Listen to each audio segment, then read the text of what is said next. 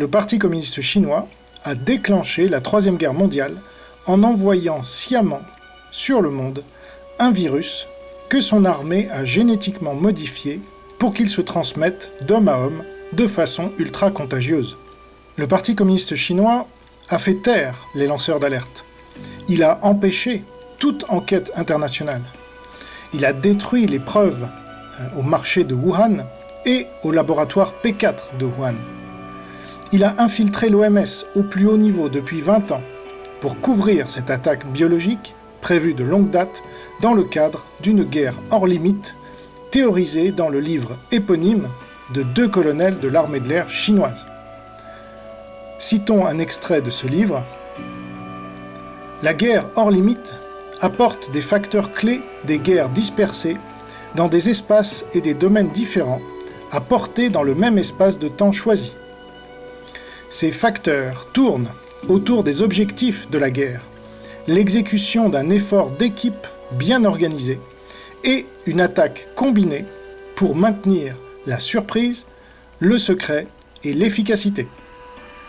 Une seule action synchronisée, complète, peut être juste une courte opération de combat hors limite, mais elle peut suffire à décider de l'issue de toute une guerre. » Ce livre est paru en 1999 et il a donc été mis en œuvre, on le sait maintenant, par le Parti communiste chinois 20 ans plus tard.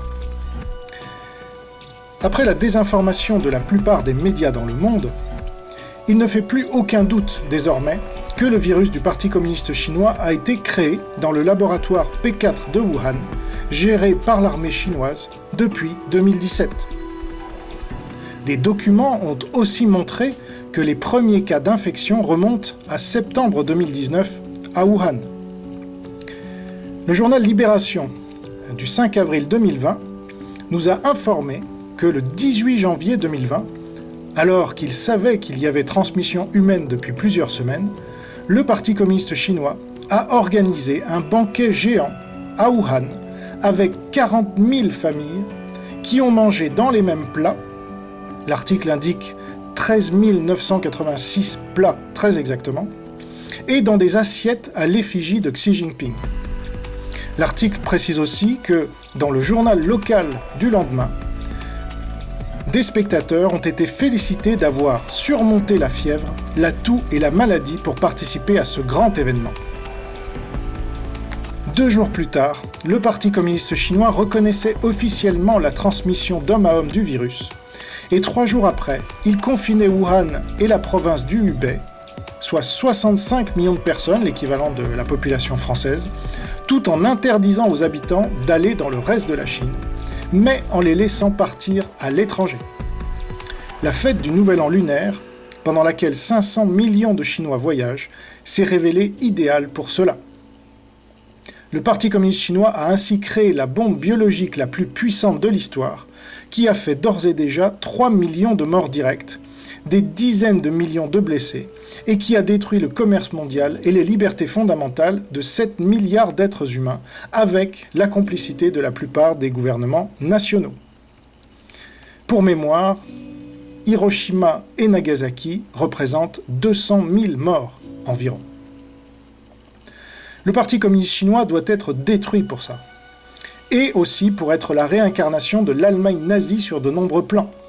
Le génocide des Ouïghours, et plus largement la persécution des minorités en Chine, le chantage mondial sur les médicaments, sur les terres rares, sur l'eau en Asie du Sud-Est, sur le sable, l'aide à la Corée du Nord, la grande muraille numérique, le crédit social inhumain, le trafic d'organes et de drogues, notamment le fentanyl, etc. N'oublions pas non plus les 60 millions de morts chinois tués sous Mao, qui est toujours le modèle affiché du régime.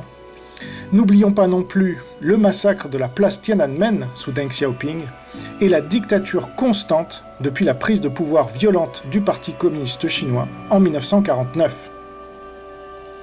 Finalement, l'État français est aussi coupable, mais de collaboration avec la Chine communiste pour avoir fourni les clés du P4 de Wuhan à la pire dictature au monde et lui avoir permis de créer des armes biologiques.